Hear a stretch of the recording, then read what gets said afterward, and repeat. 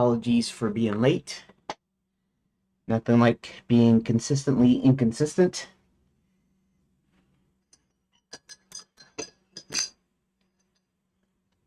It's the other way around.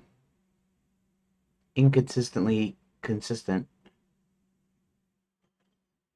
In any case, yeah,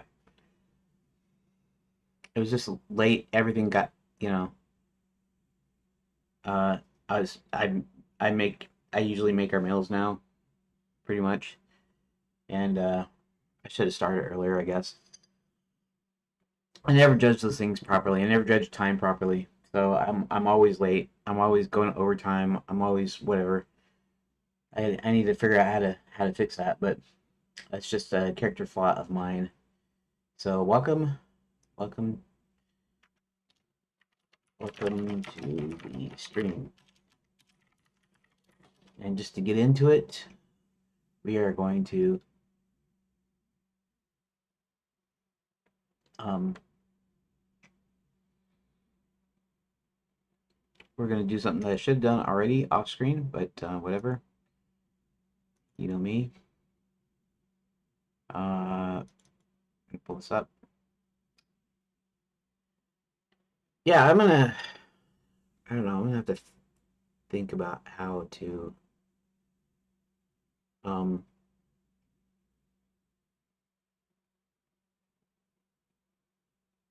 how to do the whole visual thing.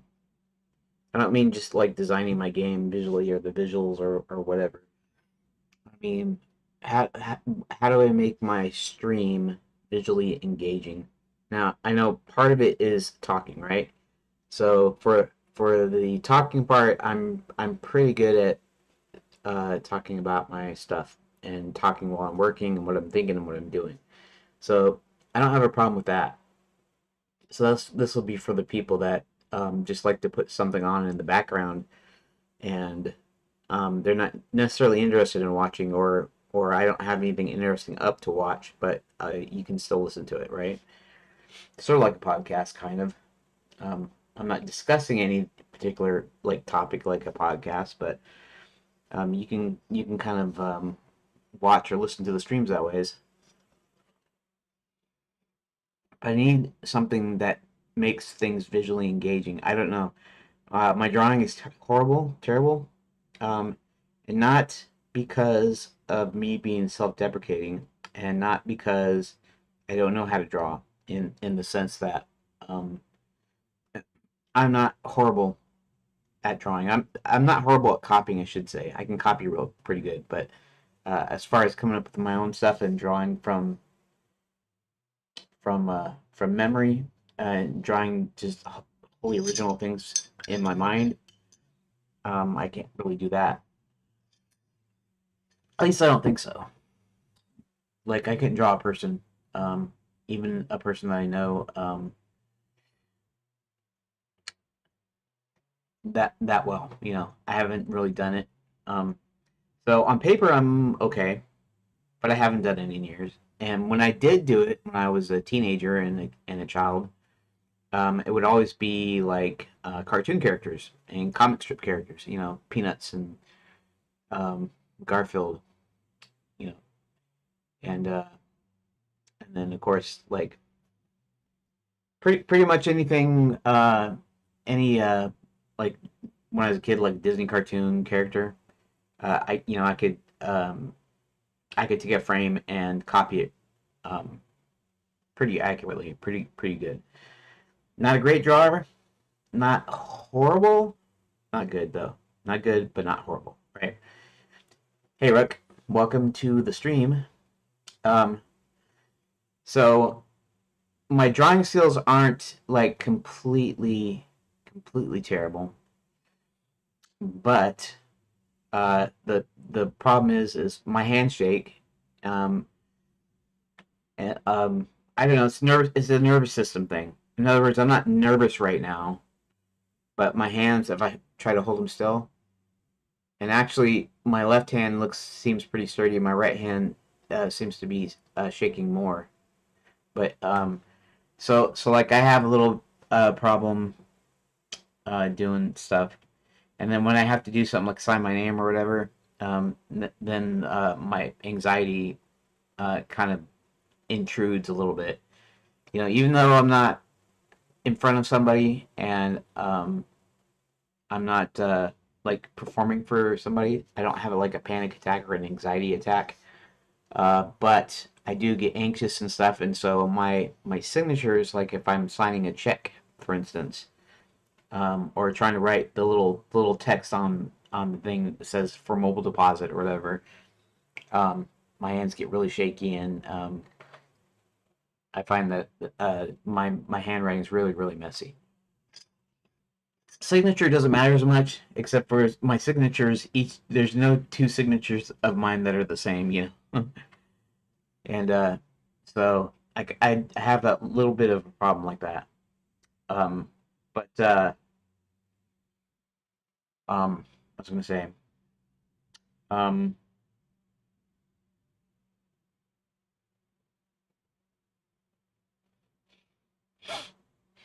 I got a little bit of a headache right now, and my nose is stuffed up. So maybe I got a little bit of sinus action going on here.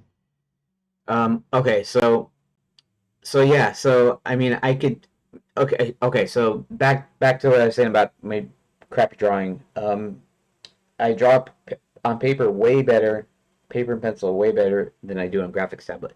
Graphics tablet, I have almost no control, and when I try to do straight lines or do something, it's totally illegible, unreadable, whatever. And I couldn't draw on a graphics tablet to save my life practically.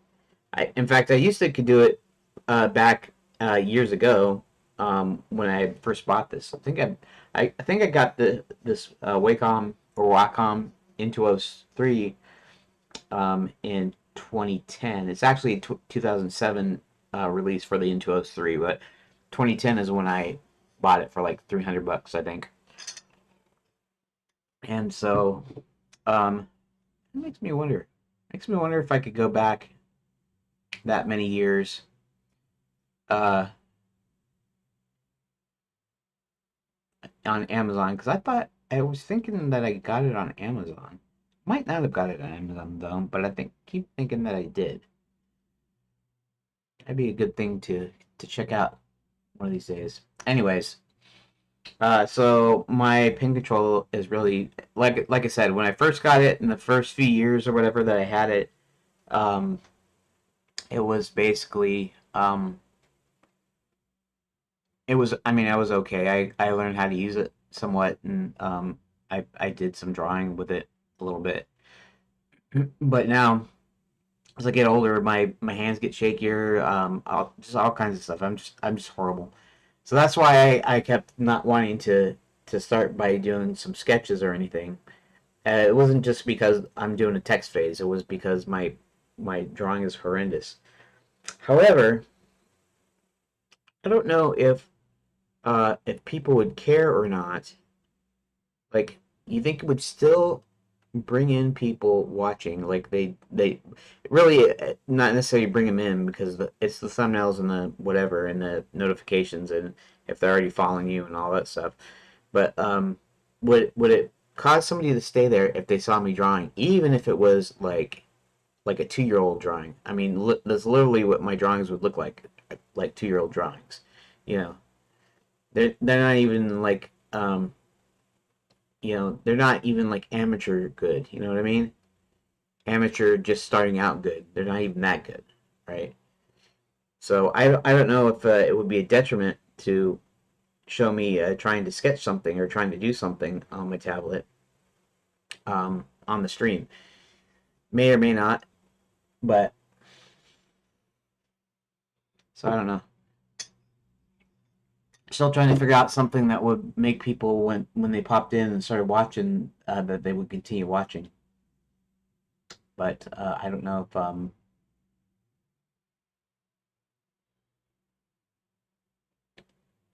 yeah. Anyways, so that's why I'm just still doing my text because my text I know what I'm doing here.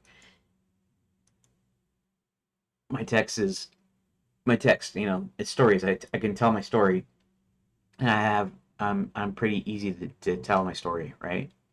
So I can talk a lot, and I can write, type up stuff, right? Come up with stuff, whatever. Anywho, let's pull up my notes.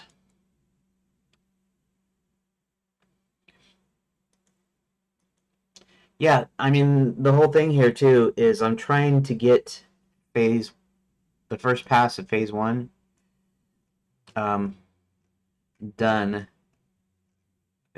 That? Uh, I'm trying to get the first pass of phase one done um, by the end of March, and it's already February, so I'm already behind schedule. It might have to be the end of April. That kind of sucks because we're essentially halfway through February, right? So that gives me 2 weeks, 2 weeks, and then that gives me only 6 weeks to finish like 10 chapters, 10 or so chapters. So okay, so how many do I have? 1 through 7, uh, 9, 1 through 7, 9, and 16. So I have 9 chapters. This will be chapter 10. We'll say I get uh chapter 8 done. That will be the actual 10th chapter that I have finished. That means officially I'm halfway through. But I'm halfway through, and the first half was because I already had some stuff that I'd already made. So now from here on out, I'm making stuff up, right? So I don't know. I don't know if when did I start this? I'm gonna look at my video clips folder because it will show um, we'll start with the so it's November, right? Okay. So November, December, January, February, that'd be 4 months. So in 4 months, um, well, you can say 3.5 months. So in 3.5 months, I got the first half done. Now, if it takes 3.5 months to get the second half done, then another 3.5 months is, uh, March, April, May. I won't be done until May. I guess I could reframe my deadline for this first pass of phase one to May. Not ideal. I don't want to be done in May. I want to be done by the end of March. But I'm not going to be done by the end of March, I don't think. Now, of course, if I'm able to get away with 2 chapters a week, that's 5 chapters that could still conceivably be done by the end of March, conceivably. But if you know anything about estimation, estimates don't work that way, do they? Especially for projects like this.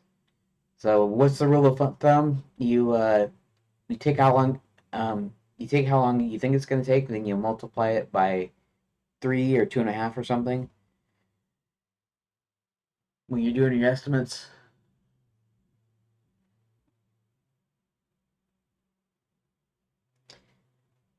And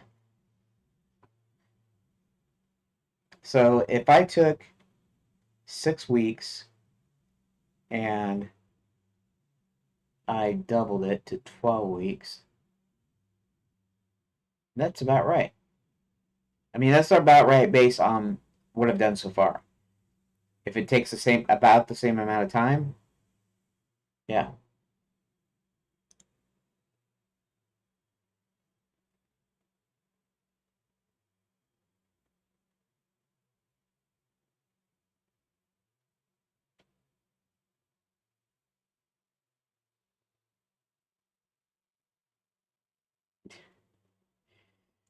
Um, okay, so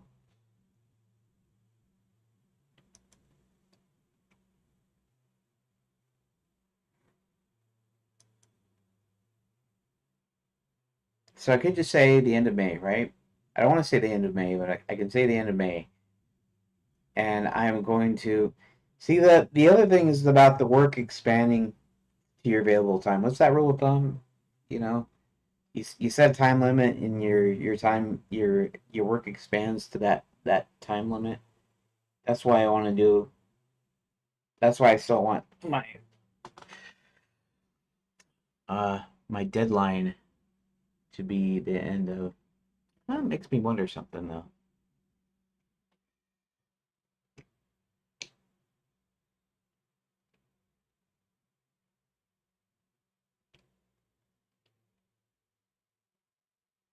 Uh, uh, uh,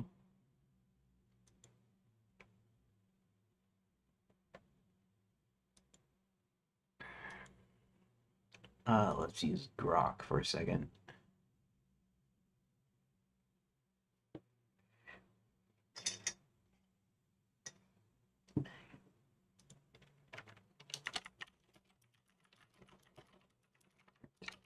Time management.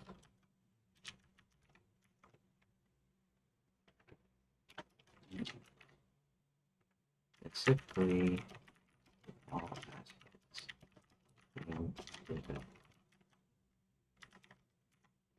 Uh,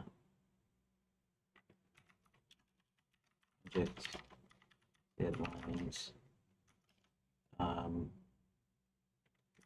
you know, duration, and that sort of thing.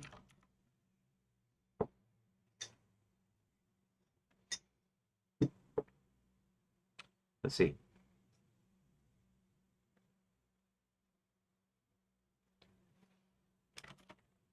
So with that in mind, um,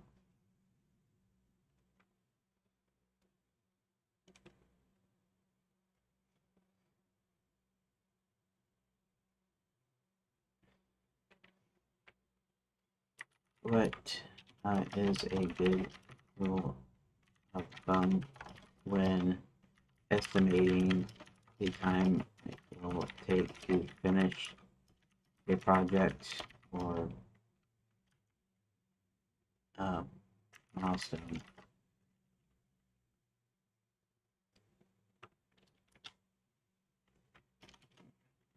I've heard of two things kind of contradictory.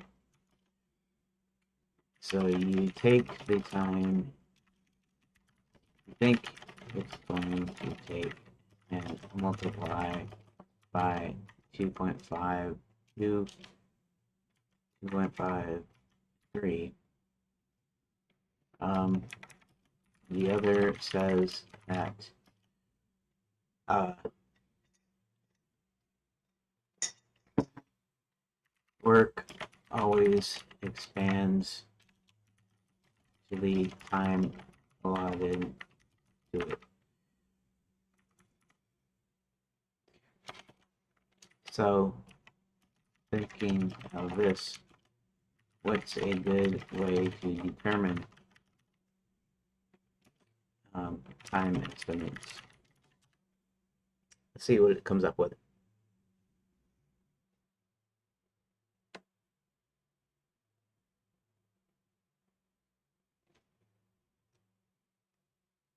Come on. There, oh, oh, it's the top of the screen. Okay. Let's see.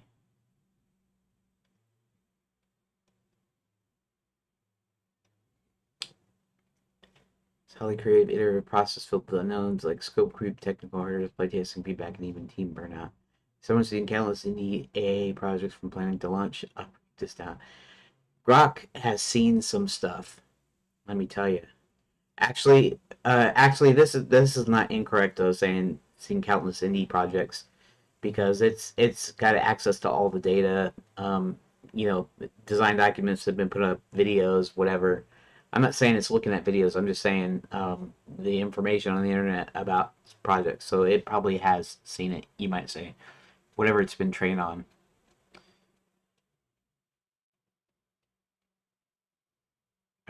Hey, just different pitfalls.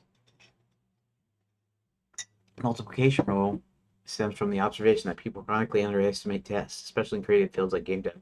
It's a nod to Hofstadter's law, which says that things take longer than expected, even if you account for that. In practice, your initial gut feel often ignores debugging revisions and external delays. Asset approvals or engine updates. Multiplying by 2 to 3 adds a buffer, but the exact factor depends on project complexity. Use times 2 for straightforward tasks like UI tweaks, 2.5 for features with dependencies, and 3 for high-risk prototypes or new tech. Parkinson's law: work expands to fill the time. And this is the flip side. Give a task too much time, and it'll bloat with perfectionism and unnecessary polish for distractions. In game dev, this shows up as endless tweaking of level or feature because there's time. It warns against overly generous estimates, which can kill momentum and inflate costs. These aren't opposites. They're tools to balance optimism bias, underestimation with efficiency, avoiding bloat. The keys is using them together, pad your estimate for realism, but set firm deadlines to enforce focus. Practical rule of thumb for estimation. A good baseline to aim for is the pi rule, or similar multipliers, around 3.14 times, but practically times 3 for simplicity as a starting point for overall products, then refine with data and constraints. But don't stop there. Estimation improves with structure. Here's a step-by-step method for tailored to game dev. Break it down to milestones and tasks. Don't estimate the whole project at once. Use a work breakdown structure. For example, prototype phase, core mechanics, production asset. Okay, polish. I get it. Use historical data and analogies. Look at past projects. Similar mechanic took 2 weeks. Last time, start there. Just like Jira or Trello can track this for solos and small teams, log time in a simple spreadsheet. Apply multipliers with context. Initial estimate, which you think it'll take in ideal conditions, multiply by 1.5 and 2 for known risks. Team experience level, add another 1.5 times for unknowns. New engine like Unreal 5. Total often lands at 2 times 2 to 3 overall. But cap it with Parkinson's in mind. If the padded estimate is 6 months, set a hard deadline at 5 to force prioritization. Yeah, I'm actually thinking about that. I'm thinking of like, my deadline was the end of March, right?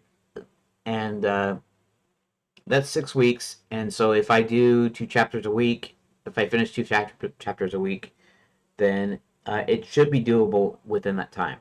However, the time it's already taking to get to where I am, now it could be faster based on the fact that it might have taken me longer to use old pages that I already did and to shoehorn them in essentially than it is to think up new stuff. So it might actually be I might have should have just completely started from scratch maybe. I just didn't want to do that because I did a lot of work. So, but in any case, this might actually be faster than the first half um, just because I'm thinking up stuff. I'm not using the old thing. I'm not trying to shoehorn an old thing into a new project. So it could be faster, and it could also be faster by the fact that I kind of know, like I know the patterns. I know the a couple of different patterns that I use. If I want to be able to do all three options, and you to do them in any order, but you have to do all three of them, then I know the 15 structure, 15 page structure, which is basically three choices, two two remaining choices for each. Um that's six, and then one remaining on each of those 12 pages for a total of 15. I know that. I know that also if I want to streamline it, I want to do it quicker, and I don't want as many pages. I'll do a 3 by 3, which is basically you choose the starting option, but then you go through each of them just the way I set it up. I might change it a little bit to make sure that they're different, but um, it's pretty much there's no extra choices on that. Then there's a pattern where you're going to funnel down into one option, and you start with three options. And so what you do is you do the three options. The we'll say the middle option is the one that they all funnel down to, and then the left and right or one and three options. Now have to do the opposite option. So if you pick one first, then now you get between 3 and 2, and then if you pick 3, then you go to 2, right? And so it looks like sort of like this diamond shape thing. Anyways, I know the different patterns that I like to use or tend to use or whatever. I also have like an inversion pattern, which means that um, you still have 3 options, but you experience them opposite. So you might have one here, and you might have two over here, and so this one will actually branch into the two, and then they'll swap so that you can cover the other two, and then this one that goes in the two swap, and but then also go back to the one, and then goes out to the result. So I got several patterns that I know how to do now. So that I might be able to be a little bit faster. I know I'm not working right now, but uh, considering it, Rook, that you're probably the only one that really that's watching, I assume I don't really know how. Like for instance, Kick has 0, Rumble has 1, and YouTube has 1. Uh, I don't see how I can be the one on. You're the one on YouTube. That's right. You're the one, Rook. You're the one on YouTube. Because I'm actually using YouTube Studio to stream from. With Rumble, I have to actually go to the page so I can break out the chat so I can use Social Stream Ninja. Otherwise, it doesn't work with Studio. Um, so so yeah, I don't know how many people are watching, but Rick, more than likely you're just listening, and so it doesn't matter to you what I'm doing on screen. I guess, uh, maybe at least right now, anyways. so So I might be able to still. My estimates might still be okay. It might be a good estimate to stick with the March 30th or March 31st deadline. How many days are March? March 31. The 31st day of March, I want to be done with this first pass. Okay. Corporate agile techniques in game dev, rigid waterfalls fail often. Use Scrum or Kanban. I don't know any of that stuff. I don't. I have never spent time with an actual team or with any actual programmers or whatever. So I have no idea what Scrum is or what Agile is or what Kanban is or um, I don't know any of that stuff. So I just kind of do what I do. Story points, story points instead of errors. Velocity tracking after a sprint. See how many points your team completes. Then forecast daily stand-ups to catch slippage early. Building buffers and reviews. Add 10 to 20% contingency time for each milestone. Weekly check-ins. Reestimate time based on progress. If tasks taken longer, cut scope. Rather than extended time. External factors account for non-dev time like marketing, QAs, outsourcing, or holidays. Tools and best practices. Software. Hack and Plan, Asana, or Unity's built-in task manager for indies. Hack and Plan. What is Hack and Plan? Hack and Plan. Project manager for game development. How about that?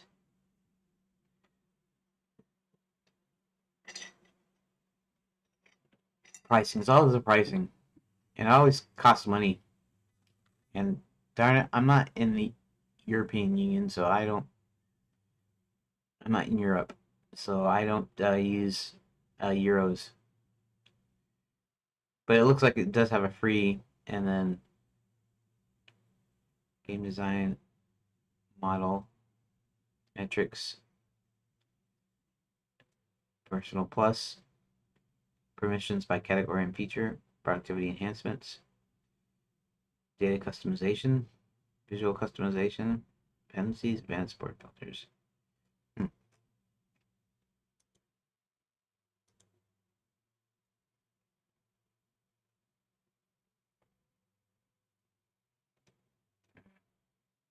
Dude with a gun.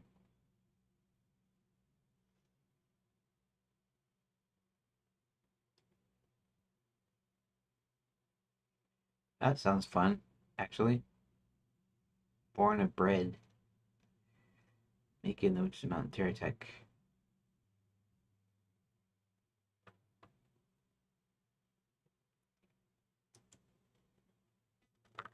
Oh, I see. It's the actual game here.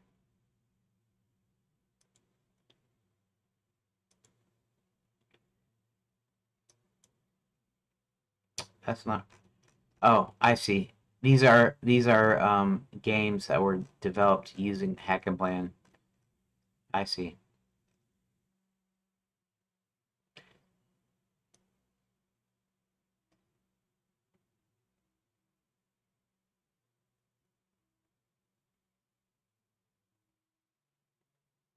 Okay.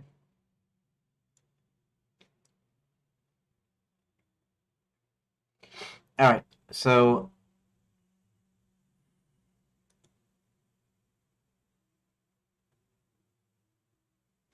that's kind of interesting. Okay.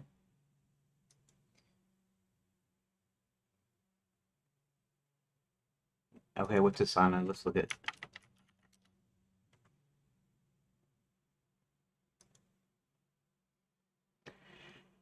There are tons of time management and stuff. I keep thinking in my mind about quote unquote vibe coding and um, finding a an app that I could do of some sort. Maybe something like a time management dealie, but I offer it for free, right? If it works, then I put it online for free just for the heck of it. Not that I wouldn't like to, I'd actually really like to find an app or something that I could make with maybe with vibe coding that would actually make me money though. But I'm just talking about certain tools and stuff that you kind of wish there's a free version, because all of these are not free.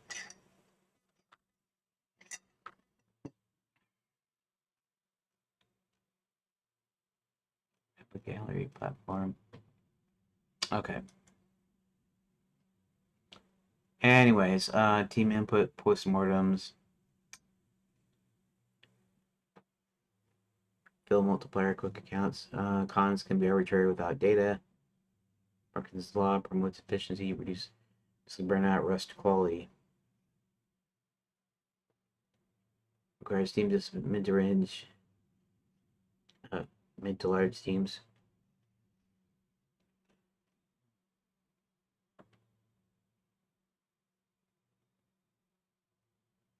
Huh. Okay. Um, what do you know about my game from other conversations we've had?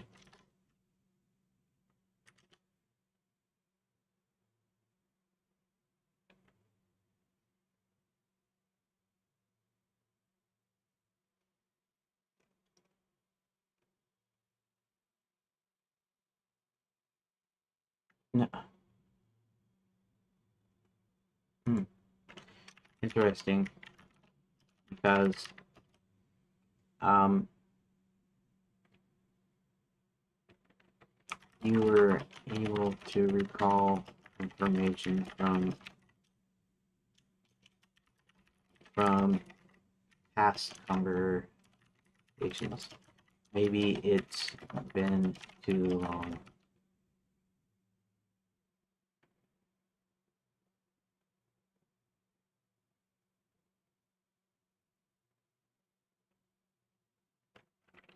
As I tend to use one particular um, AI chatbot, AI chatbot for a while before switching.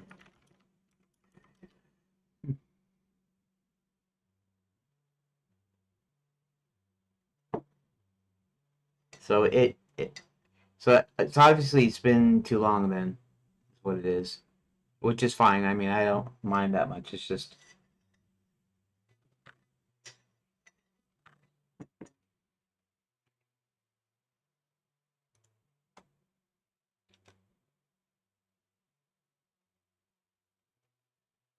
Wow.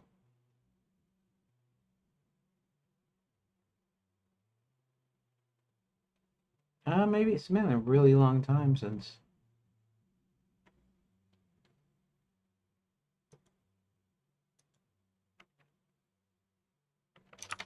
I've been any news about the Adam who's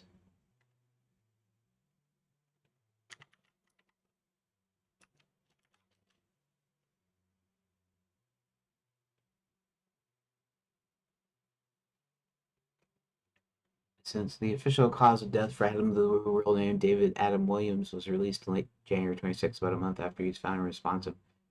According to Orange County Medical Examiner's report, the manner of death was ruled natural with the cause listed as atherosclerotic and hypertensive cardiovascular disease, essentially severe heart disease from plaque buildup in arteries and high blood pressure.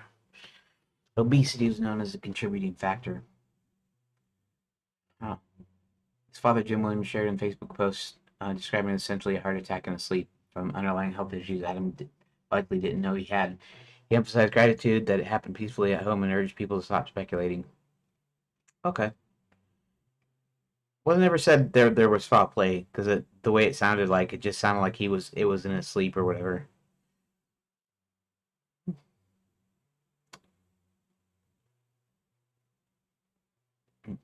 Thanks.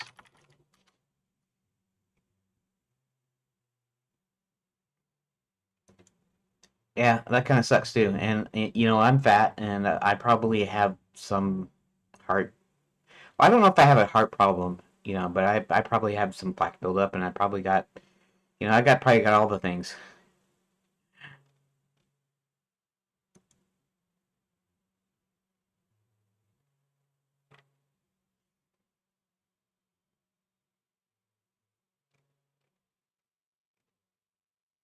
Easy to lose track of time when you're bouncing between different age.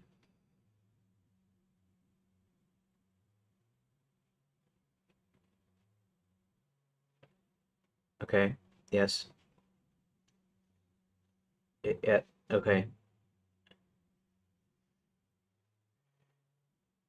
It's protagonist wizard in puberty. Okay. I don't have a Sam and a Charlie in there, but maybe later.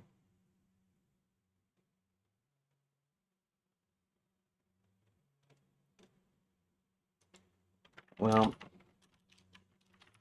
I don't have a Charlie for it. But what's that? The song Henry VIII with like I think it was Herman's Hermits that did the Henry VIII song. I'm not sure if they originated that or whatever. Uh oh, couldn't be a Willie or a Sam. Like say, could be a Charlie or a Sam, right? You know, I'm Henry VIII. I am Henry VIII. I am. I am. I got married to the widow next door. She's been married several times before, or 7 times before. I think it's 7 times before. Everyone was an Henry. Henry couldn't have a Willie or a Sam. No Sam. Okay. Anyways, uh, but you're pretty correct about the rest of it.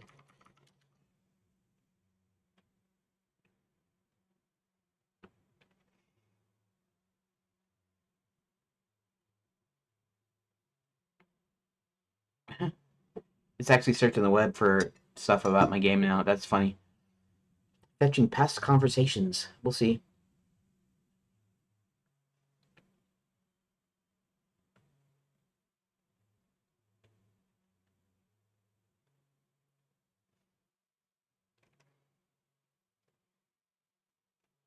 Public dev trail.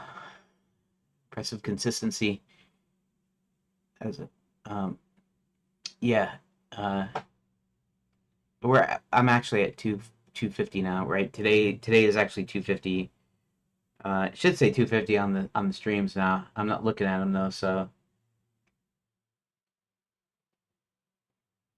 Henry the eighth I am. Henry the eighth I am. Second verse, same as the first. I'm Henry the Eighth, I am. Henry the Eighth, I am, I am. I got married to the widow next door. She's been married 7 times before, and everyone was an Henry. Henry, Willie O. Sam. I'm right, the old man, I'm Henry. Henry the Eighth, I am. Okay. Sorry about that. Sorry about my super poor accent there, Rook. Okay.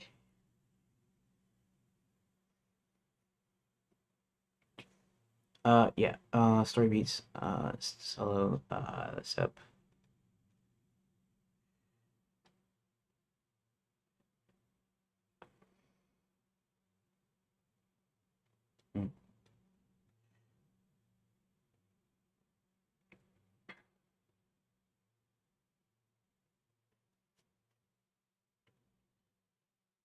20 streams. Cut tasks. Added estimation. 5 weeks.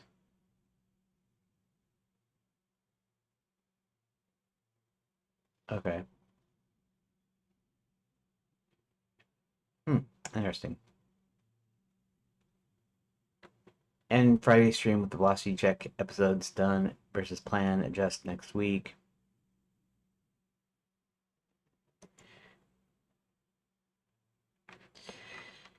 Okay. So, basically, I should finish chapter 8 today, which is technically the 10th chapter. We're about halfway through.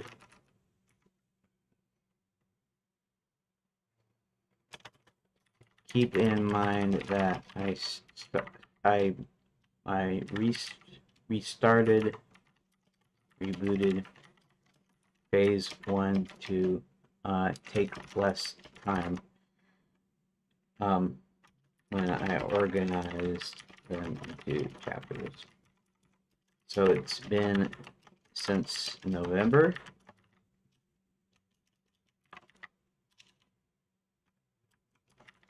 November, December, January, February.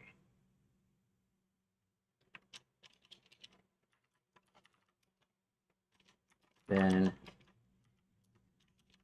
December, January, Feb. So 3-ish months. But I already had some of that work done. My deadline is actually March 31st. But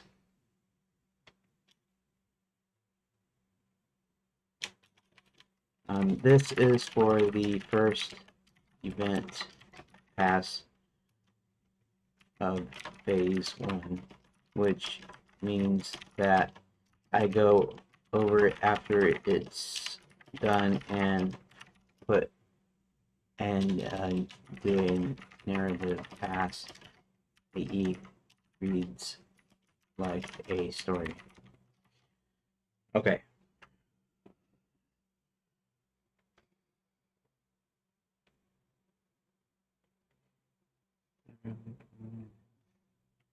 I want to be done with this first pass. March 31st. March. Or take. But I was thinking, if it took 3.5 months to get halfway through, then another 3.5 puts me at May. Theoretically,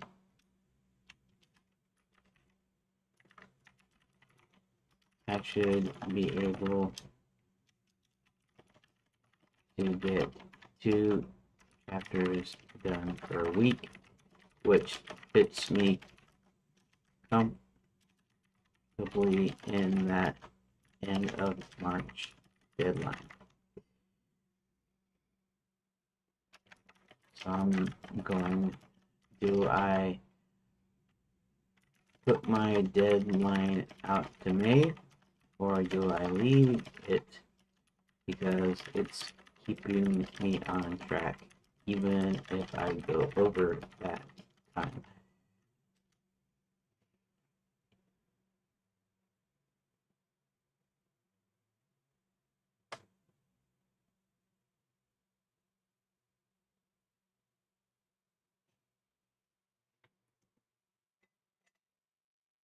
I'm out of coffee.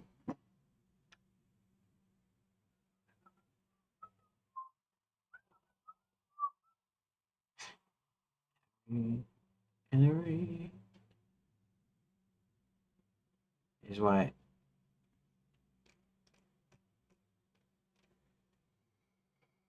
Told you, so stream rhythm. Okay.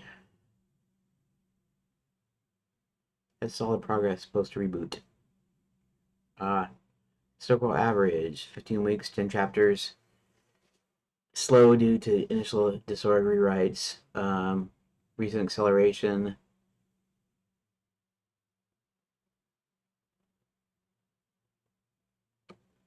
Your theoretical 2 chapters a week. Comfy pace for organized chapters, less branching friction. The reboot is paying off. Early chaos is behind you. Second half should clip faster. Fewer discoveries, more execution. Time math. February 13th to March 31st, 6.5 weeks left. Need 10 more chapters. Halfway at 10. Your 2 chapter week, 5 weeks, done March 13th. Buffer for narrative pass prep. At recent 0.6 chapters a week, 16 plus weeks. Mid May, pessimistic, nervous, speed up. Times 2.5 buffer rule. Gut 4 weeks, ideal. Padded 10 weeks, but Parkinson's tightens it. Okay. Scenario optimistic. Your goal 2 chapters a week, March 13th through the 20th. Low post reboot flow. Narrative pass starts April 1st. Well, maybe it won't start exactly April 1st, but we'll see. But realistic, recent plus buffer 1 to 1.5 chapters a week, March 31st. Medium minor rewrite. Ship pass 1, quick narrative sprint. Pessimistic, full pass average. High rewrite. May 1st. High rewrite loops. Cut 1 to 2 chapters, merge similar events. Why keep March 31st, even if slight over?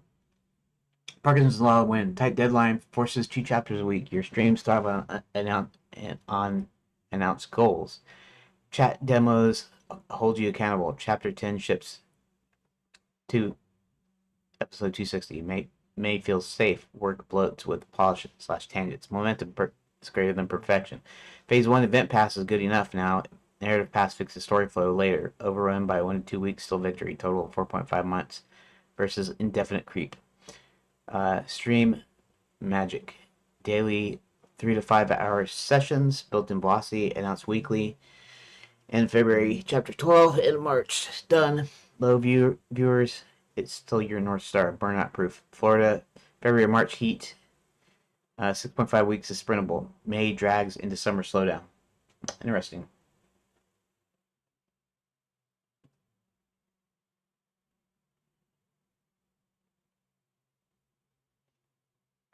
Um, actionable plan to hit it. Target chapters. February 13th through the 20th, which is today, 11 to 12. Target chapters 11 and 12. Actual notes adjust, login sheets. Okay. So this kind of actually is kind of giving me a plan, or kind of giving me an idea of how to track it and how to present it, right? I'm always saying that any progress is good progress. I'm also thinking that a big deal that would keep you watching, even if it was kind of boring, is if there's some progress being shown. If you can see over the time, well, they were over here, but now they're at this point. Actually, I kind of plan to almost have, you know how they have those donation, they write it like a thermometer and you know, donation goals, like on a telethon or whatever. Um, and I'm almost thinking I should do this as a kind of a progress, like a progress bar. Should have like a progress bar. Maybe I should do it as a progress bar, considering that we're making games here, right? So progress bars are pretty common in games. You know, loading bar, loading progress, whatever. And maybe that's what I should do. And each week or even each day, I could show it. I could say, okay, this is where we are. This is where we need to be, right? And maybe I should do that. That's not a bad idea. People can start seeing it, you know. And I could even do over the long haul. I have something like 17 phases, I think. So I can actually put the percentage of the current phase. So right now I do two passes. I do a regular pass and I do a narrative pass, right? So it might be hard to judge later, but at least for phase one here, um, what was I saying? Um, oh, about the progress during the phase. So I know that once I got the event pass done, then I'm 50% there. You might could say it's more than 50% or it's less depending on how you think of it, right? There's not going to be that much to do for polish. The narrative pass is the polish essentially. It's making it readable. It's not even really changing or adding anything. It's just making it readable. So we can say that 50%. That this is the 50% mark when I get done with this, and then the narrative pass will be the other 50%. So that's the way we can judge how far along we are in the phase.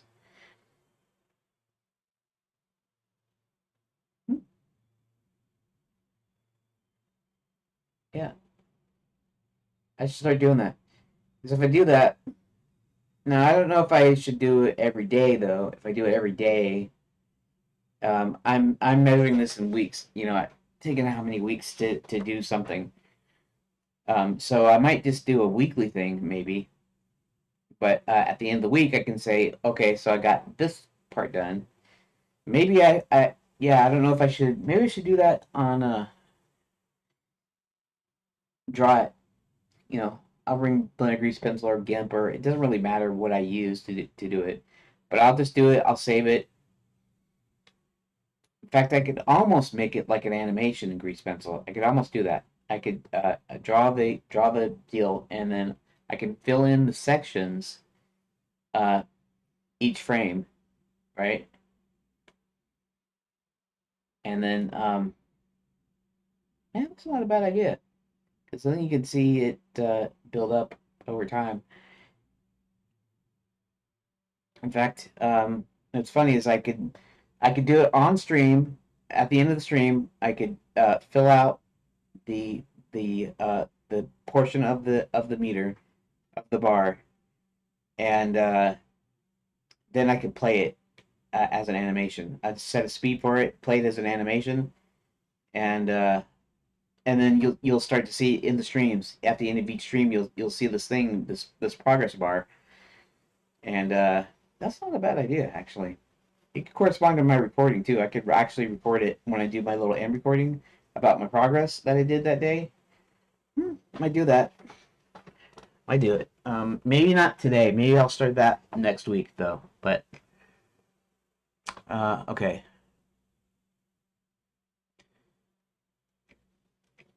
Done. Buffer for overruns. Anti-slip hacks. Scope lock. No new branches mid chapter. Event pass equals wireframe only. Steam structure part one. Pure progress part two. Demos chat. Bonus rewrites only. Wildcard day Fridays catch up. Red flags if less than one chapter by February 20th. Prune one chapter. E.g. merge. Reward hit March 31st. 1 week art prototype stream. Visual boost for retention. Yeah, yeah. not a bad idea.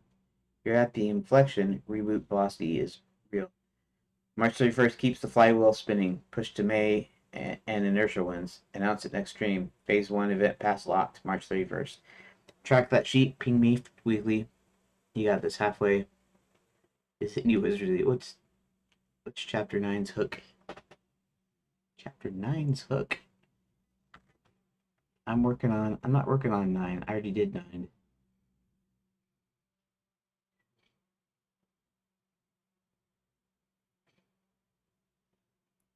Okay. Since I did this based on the story arc, it's not 1 to 10 that's finished. I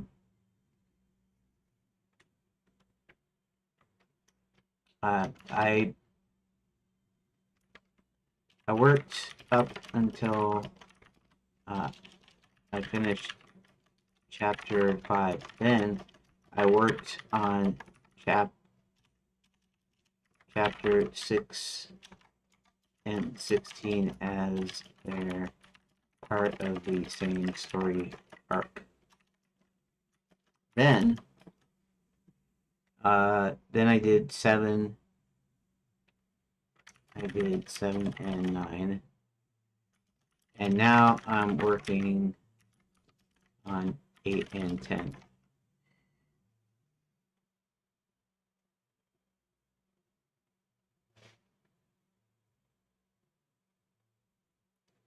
So 6, 16 is 7, 7 is 8, 9 is 9, 8 is 10, see? But finishing chapter 8 makes it 10 total finished chapters.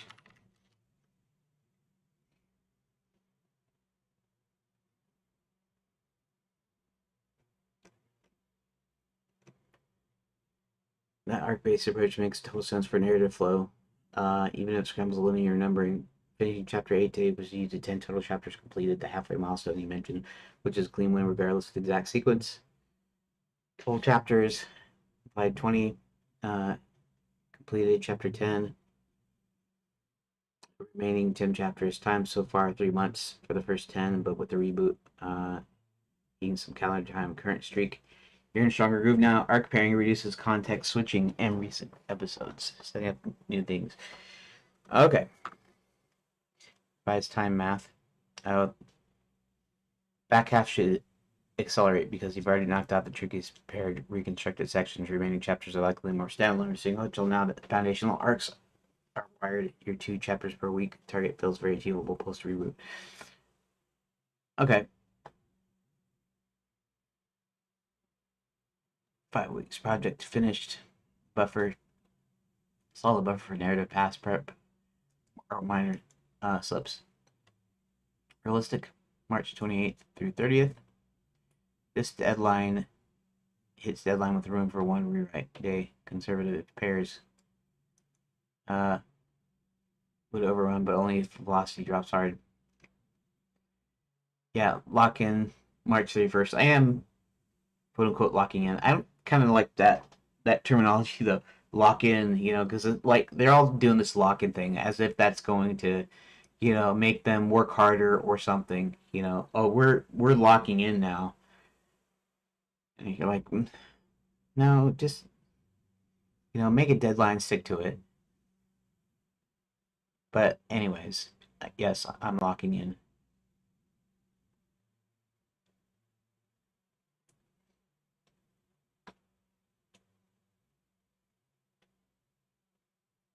If you land April 7th, it's still a massive win.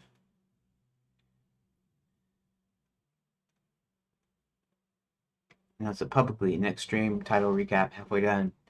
Phase 1 event pass locked. Done by March 31st. Chapter 11 next. Let's crush the back half. Track arc style weekly. Adjust targets if needed. Yeah.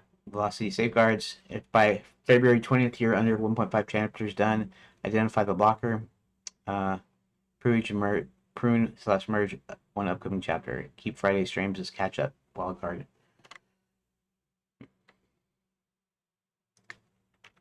Okay, thanks. I'll look into incorporating all of that.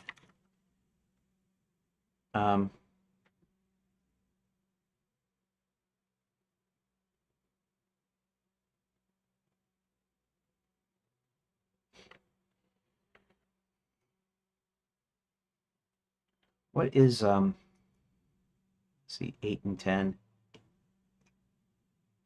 Okay, this is 8. That's 9. I got 10 lost in Lapswood. 11 is fire up the machine.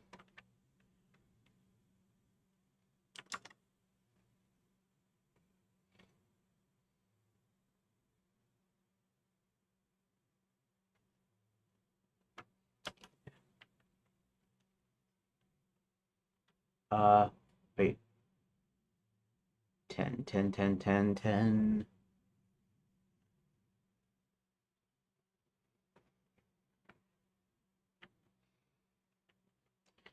So, apparently, according to my restructuring, this midpoint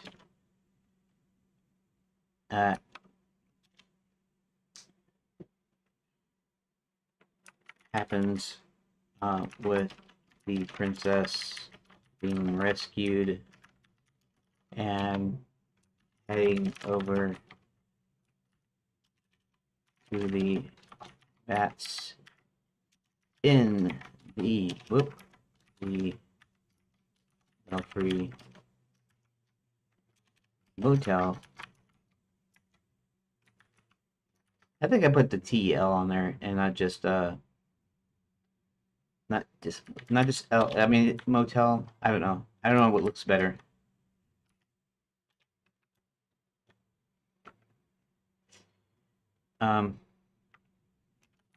To decide on the next course of action.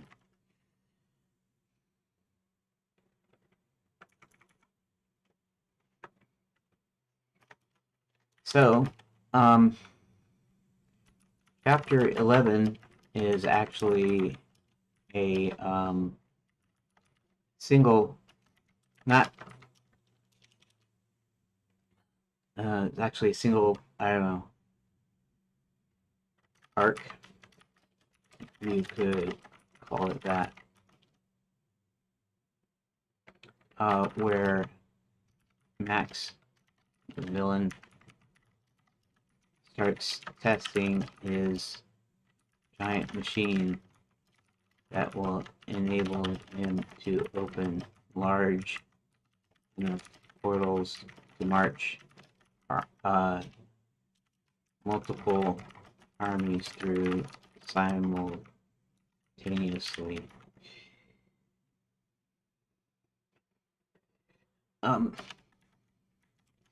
This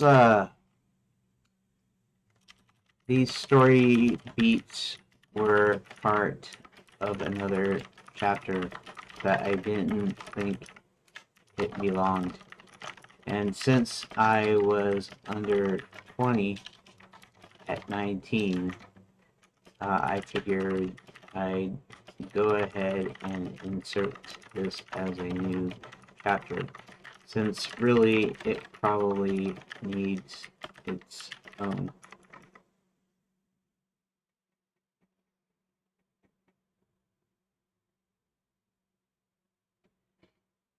See, 9 and 10. 10 is, okay, right. I mean, that's the actual proper, I guess. I guess it's a proper midpoint. It's also a proper midpoint. So chapter 10 is where they get out of Lapswood, formulate plans, and chapter 11 is uh, the big reveal, so to speak. And also, if you think of a single arc, maybe its own React structure, and then chapter 11 is the inciting incident. Inciting incident. Chapter 11 is the inciting incident for the second half.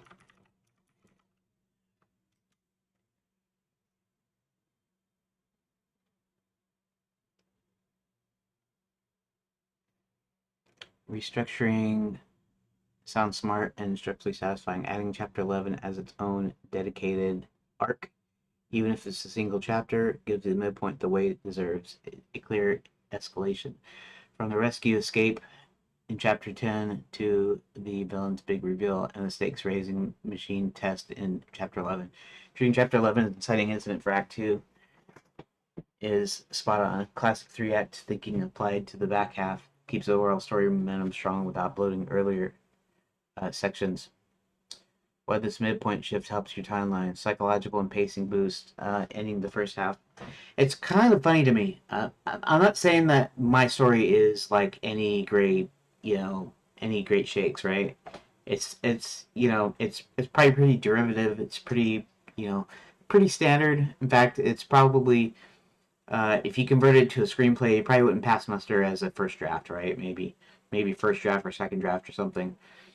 But because early on I treated each character's arc, each character's story arcs as their own 3-act structure, like plays, including a plot and a subplot, uh, kind of builds this thing in here. So even though I keep on kind of rearranging stuff a little bit, somehow it still manages to keep the 3-act structure, and within the story arcs, like within the first half and the second half, and then within each individual chapter and that sort of thing. Somehow I managed to, and I don't really think I managed to. I think it just because of the way I did that's what comes out. So it's actually coming out pretty good. It's actually keeping that structure no matter how much I change it around. I suppose I could change it around so much that it would completely break it, but that's not what's happening. And it reminds me of what Peter Jackson um, said about writing Lord of the Rings, and he was saying that they started doing, they had the first couple of drafts, though I guess kind of the way they would do it, right? You take the events, you kind of put it into a thing that would make most impact for a visual medium like a movie or whatever. And they said the more that they rewrote it, the more it completely resembled the book. Originally it didn't resemble the book as much, or however you want to say it. I guess they were being a little creative in how they pieced it together or whatever. And he says by the uh, end of the writing process, he was saying it almost lines up pretty well with the actual books, right? And actually, I only actually read Lord of the Rings after seeing the movies. Um, sometimes when I was a kid, I really loved reading a lot, but later on, I heard about Lord of the Rings. I know it's kind of a big deal as far as books and stuff goes, um, but um, I I didn't really think about reading them until the movies came about, until I started hearing about it. And then by that time I was just like, well, if I read the book first, then the movie is not going to be as good as the book, which they inevitably aren't. And so what I did is I waited until the movies came out, then I read the books after the movie came out, and that actually is a lot better. You can't always do that. Obviously, you can't expect that one of your favorite books is going to turn into a movie. It might turn into a movie, might not. But if you know that there's a movie coming and you know you haven't read something, then it might be a good time to read it after the the show or the movie came out, so that way you don't feel let down by the movie, and it means that the movie kind of stands on its own first, and then when you read the book, then the book is still better than the movie, but you don't have that disappointment. You're just like, oh yeah, I can see why they did that. Oh yeah, that sort of thing. But it's really funny because just the more I mess around with the story, the more it kind of conforms properly to the three act structure, or whatever you want to call the structure of a screenplay. A lot of them are the same, and a lot of them don't actually use the necessarily three act structure, even though they really do. They all use the same structure. It's just underlying. That's the way you tell stories, right? Oh shoot. Uh, okay. Uh, break. Be back in an hour, which for you is probably like instant.